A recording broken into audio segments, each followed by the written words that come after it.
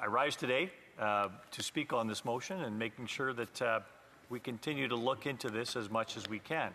And this is something that we have to ensure Canadians get their eyes on, and this government just doesn't bury it under the floor one more time. One more thing that they say, we're incompetent, but we're not guilty of anything. Well, incompetence is guilt in itself. This is $60 million that we've identified so far of money going off the table that belongs to Canadians. This is money that's going from one hand into the hands of people that are connected well with this Liberal Party of Canada. This cannot continue. And it's not the only instance where this has happened. This happens again and again and again. This is one instance. This is one instance where they tried to obfuscate in this House of Commons at committee repeatedly in order not to have this looked at. And for my colleague across the way to pretend at this point in time that they want to get to the bottom of this is completely false and is misleading this House in the greatest sense whatsoever.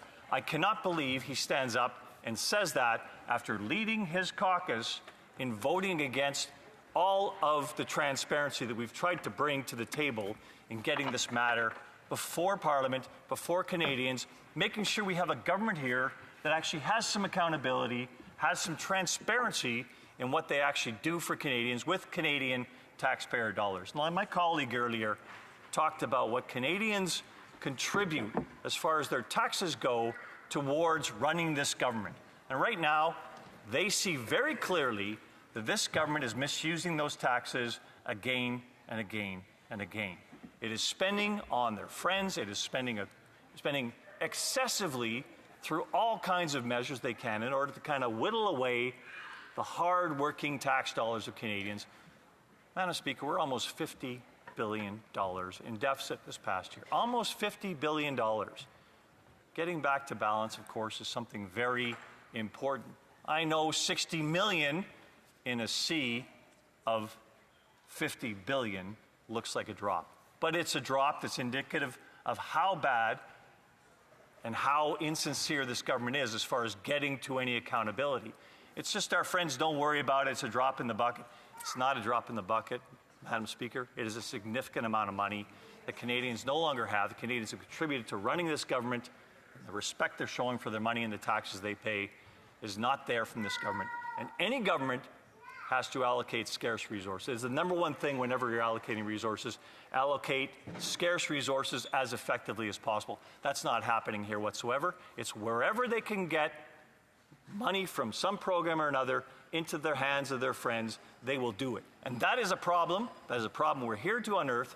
The number one role of Her Majesty's loyal opposition, of course, is to make sure that we hold the government to account on what it's doing for Canadians with Canadian dollars. And I'm going to say at this point in time, Madam Speaker, we have seen repeated instances, this one being the most egregious that we've shown so far in this House of Commons, one where they tried to hide several times. This is very important for Canadians to understand we're doing our job.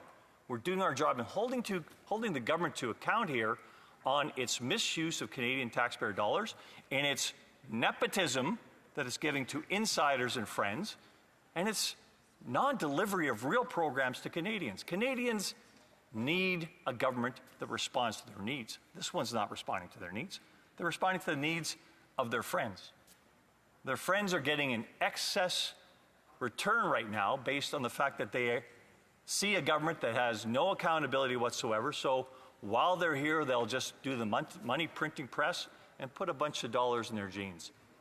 Canadians don't expect that. Canadians expect much better from this House. Canadians expect much better from the people that run this country. And I've heard my colleague across the way blame it on bureaucrats. Blame it on bureaucrats. Well, somewhere the buck has to stop. Now, this is the government that recently raised taxes on capital gains. More Canadians paying more money into the government so they can shovel more out unaccountably through the back door. And when it goes out badly, well, that's just the bureaucrats' mistake. That's not their problem, because they don't actually provide leadership in this realm.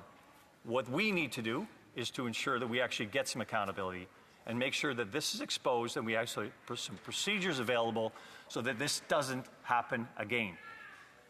I've seen enough of this trying to shovel this under the rug. This is very important. Canadians have seen it. We've had a man brought to the bar in the House of Commons for the first time in almost a century. And that is obviously an exception.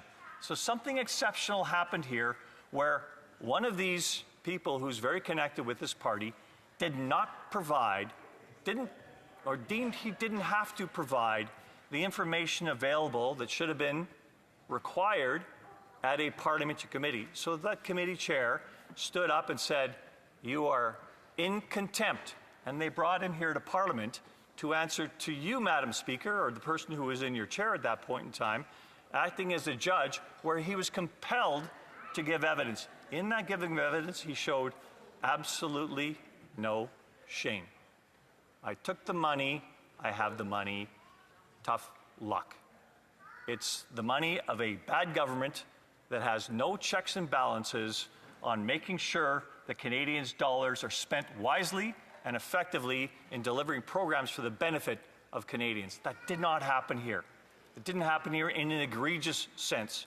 And therefore, we have to stand up as opposition and make sure we expose that for what it is. It's a gross oversight of this government, and they're trying to avoid accountability for it. Well, our job here is to make sure that they own it and they put procedures in place to say we're incompetent, yes, but we're not guilty of anything that we should go to jail for, or anybody should go to jail for that matter.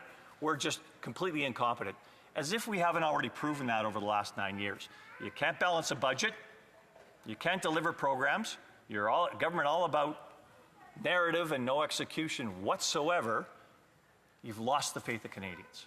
It's time to move on and get to a government that actually is accountable, provides transparency for Canadians, and actually shows respect for the dollars that Canadians contribute to the tax system here in Canada.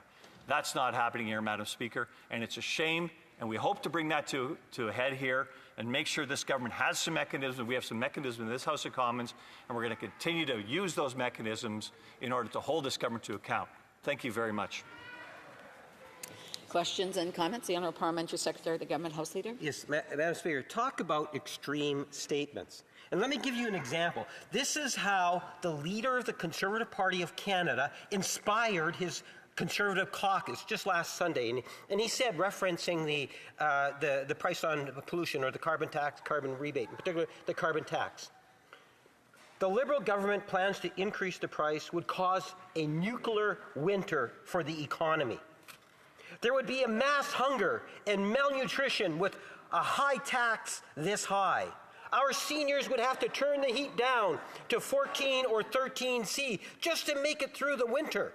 So says the leader. This is the extreme mega right Conservative Party, the reformers, that want to try to paint this picture that Canada is broken.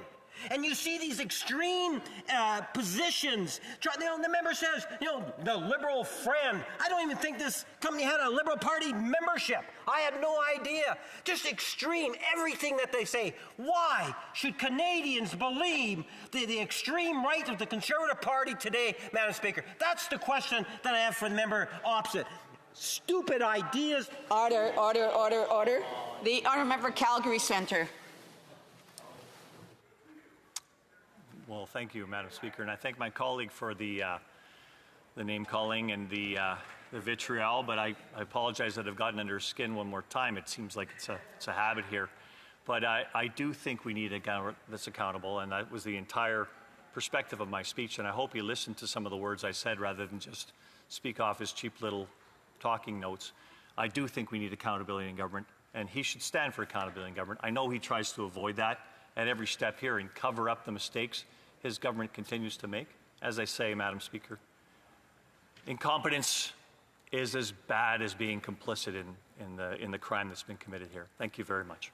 Pour une très brève question, the honourable member for Abitibi, l'honorable député de Abitibi-Témiscamingue. Merci, Madame la Présidente. Merci à mon collègue de Calgary Centre qui a toujours le bon ton posé pour aborder ces enjeux-là qui doivent être faits, qui sont le résultat de l'usure d'un gouvernement et de la culture des petits amis qui trop souvent fait partie de la marque libérale et qui va, encore une fois, endetter le pays puis avoir un impact très négatif sur les Canadiens et la confiance qu'ils peuvent avoir envers leur gouvernement.